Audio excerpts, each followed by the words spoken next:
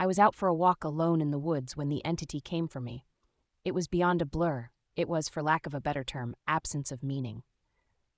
Where it hid, there were no trees. Where it crept closer, there was no grass.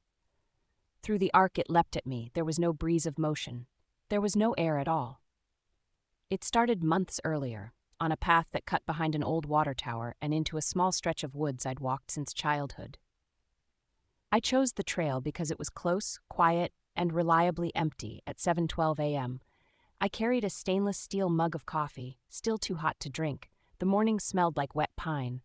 I remember a finch chattering on a branch, the knit tug of my scarf against my neck, and the dull thought that I should finally patch the hole in my left glove. Then the breeze went missing. No rustle in the trees, no buzz of a fly, no taste of the air. What moved toward me wasn't a blur. It was a subtraction. Where it slid, details vanished. Grass canceled itself beneath it, like chalk wiped off a board. I felt claws, not on skin, but somewhere I didn't have words for, as if something hooked a piece of my attention and pulled. I stumbled back, sloshed coffee on my cuff, and ran home with the precise feeling that I was less than I had been a minute before. At first, coffee helped. A large mug steadied me. Lists helped too. I wrote the date in red pen, full year, month, day, on a sticky note by my bed and checked it every time I woke. I printed my bank statement and highlighted withdrawals. I set an alarm labeled reality check for 10:30 a.m. and 4:30 p.m. Most days I felt normal. That same week, I met Lena. We spoke first over the phone about a volunteer drive I'd signed up for, and her laugh landed like a sudden patch of sun. After we hung up, I stared at the wall, aware of the ridiculous speed of my feelings, and also grateful for them. We agreed to meet for coffee. I chose the corner table by the window. She arrived with a navy coat she unbuttoned in quick, confident motions.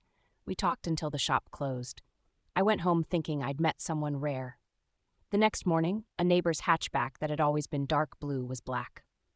2 days later, a coworker I'd greeted as Fred wore a badge that read Dan. I asked around quietly. Dan. Always Dan, people said. On Wednesday, at 6:14 a.m., I was in my bathroom, half asleep, and the next blink I was outside, shivering, pajama pants sagging around my knees, urinating against the curb beside a bus stop at Maple and Fifth while a line of strangers stared.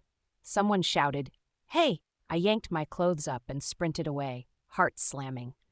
By the time I locked my front door, shame and adrenaline left me shaking. That evening, Lena arrived by knocking once and then letting herself in. The lock turned and she stepped inside with a key I had never given her.